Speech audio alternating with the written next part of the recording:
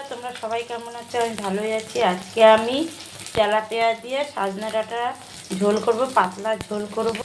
মাছগুলো একটু ভেজে নিচ্ছি। আমি ডাঁটা আর আলু কাটা, এই যে ডাঁটা আর আলু। এবার মাছগুলো ভাজা, মাছ ভাজা হচ্ছে। আর এখানেও মাছটা আমি ভেজে নিচ্ছি কটা। মাছ ভাজা হয়ে গেছে। এবার আমি এখানে জিরে ফোড়ন দিয়ে দিয়েছি। এবার আলু ছেড়ে দিচ্ছি, তারপর ডাঁটাটা পরে দেবো।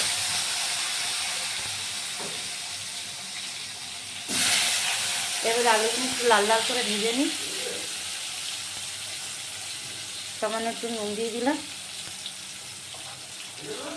আর একটু হলুদের গুঁড়ো দিলাম। এবার এটাকে লাল লাল করে ভাজবো।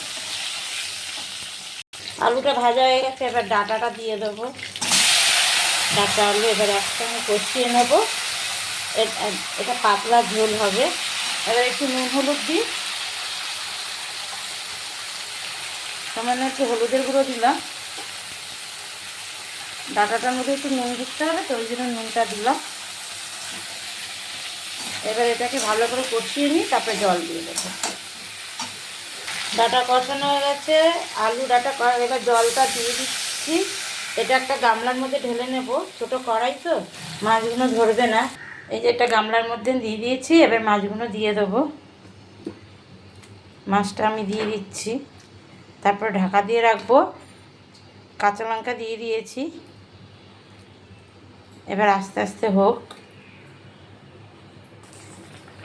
এই যে মাছের ঝোল হয়ে গেছে। এরকম কারা কারা তেলাপিয়া দিয়ে ডাঁটা দিয়ে মাছের পাতলা ঝোল খান, আমাকে একটু কমেন্ট করে জানাবেন।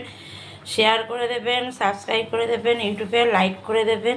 এবার আমি জিরে বেটেছি, সেই জিরে বাটাটা দিয়ে দিচ্ছি।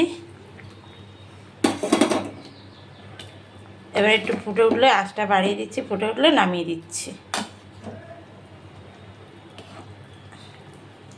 হয়ে গেল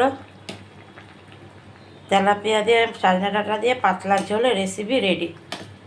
ভালো থাকবেন, সুস্থ থাকবেন। Tata, bye bye.